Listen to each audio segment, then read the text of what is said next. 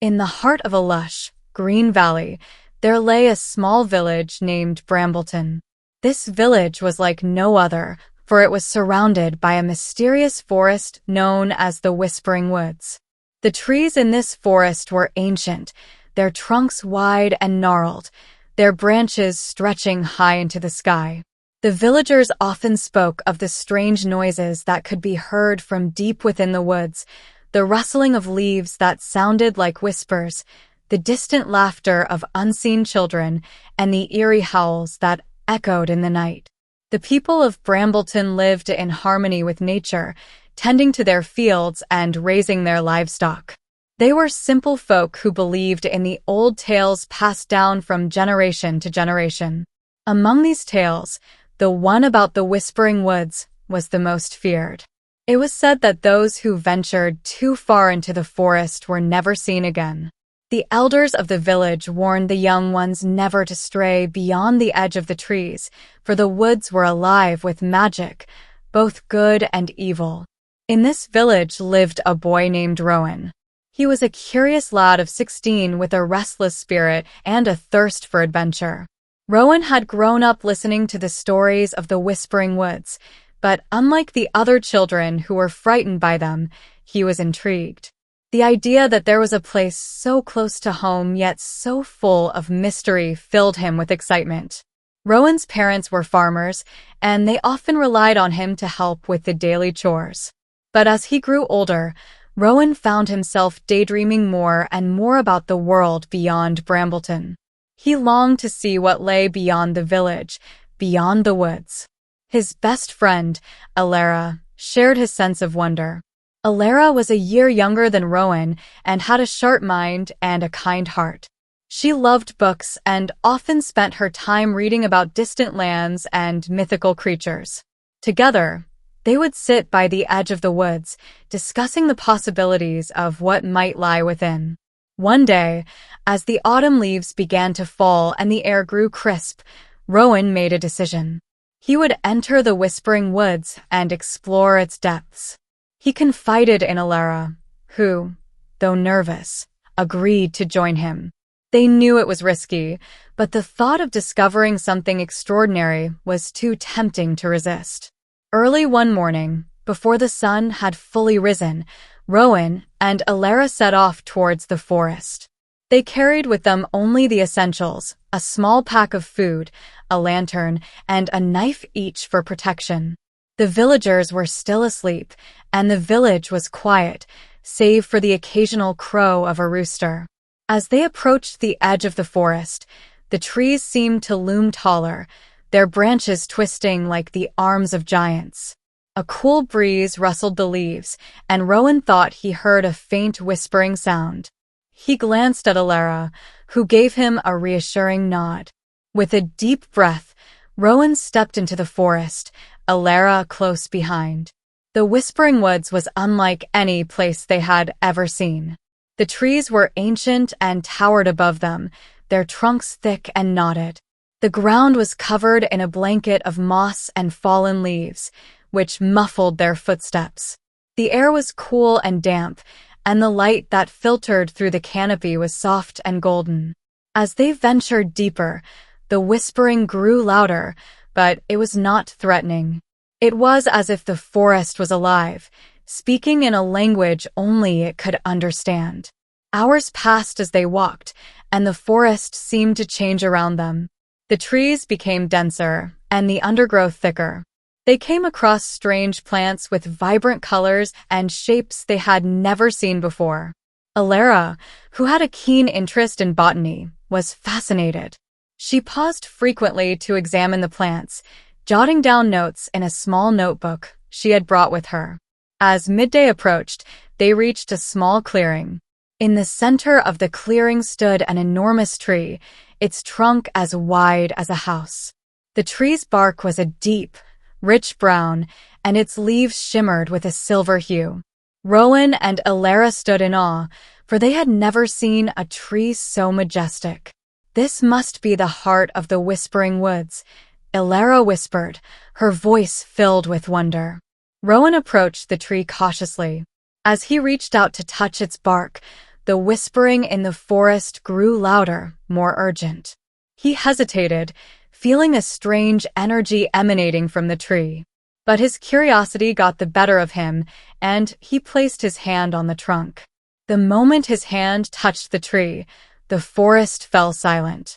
The whispering ceased, and a deep, resonant voice filled Rowan's mind. "Why have you come here, young one?"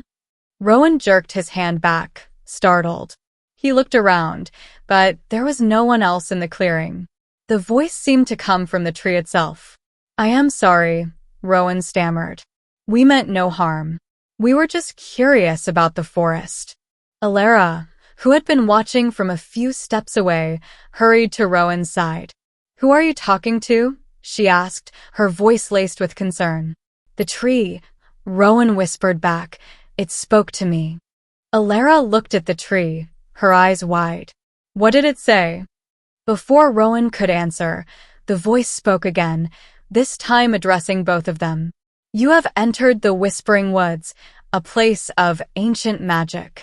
Few are allowed to walk these paths, and fewer still leave unchanged. Why have you come?" Rowan swallowed hard.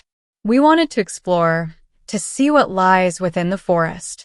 We've heard stories all our lives, but we wanted to discover the truth for ourselves." There was a pause, and then the voice responded, softer this time. "Curiosity can be a dangerous thing, but it can also lead to great wisdom. You seek the truth, and for that, you may continue.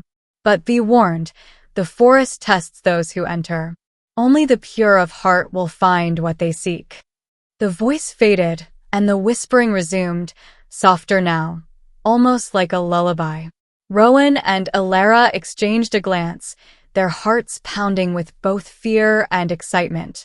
"What do you think it meant?" Alara asked quietly. "I don't know," Rowan admitted, "but I think we need to be careful."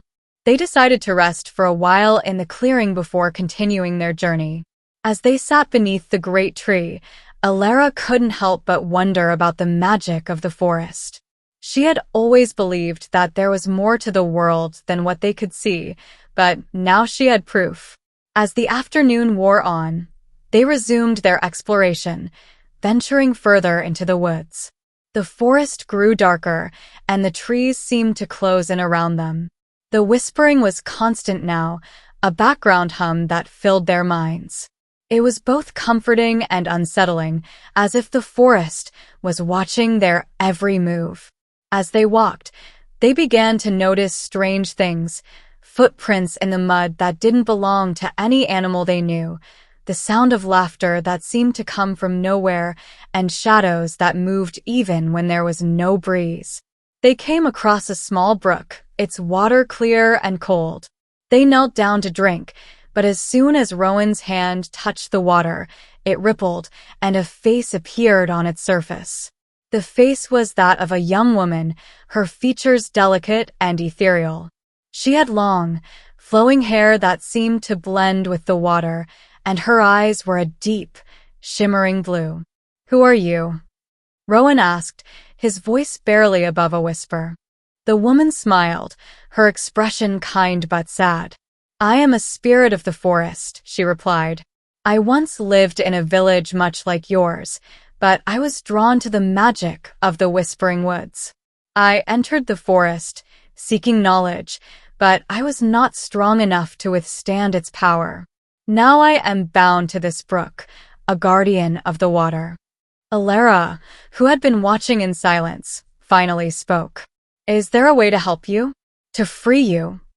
The spirit shook her head slowly. "I have accepted my fate, but I can offer you guidance.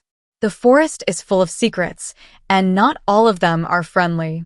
If you wish to continue, you must do so with an open heart and a clear mind. Trust in yourselves and in each other, and you may find what you seek." With that, the spirit's face faded, and the water returned to its normal, calm state. Rowan and Alara sat in silence for a moment, absorbing what they had just witnessed. "Do you think we should turn back?" Alara asked, her voice trembling slightly. Rowan shook his head. "No, we've come this far. We can't turn back now. but we need to be careful, just like she said. They continued their journey, but the forest seemed even more mysterious now. The trees whispered secrets, the wind carried voices, and the shadows danced around them. Yet, despite the strange occurrences, Rowan and Alara felt a sense of purpose guiding them forward. As the sun began to set, they reached another clearing, this one larger and more open than the last. In the center of the clearing stood a stone circle, ancient and weathered, with symbols carved into its surface. The air around the stones was thick with magic, and the whispering grew louder, more intense. Rowan and Alara approached the circle cautiously. As they stepped within its boundaries, the whispering ceased, and the air grew still. The symbols on the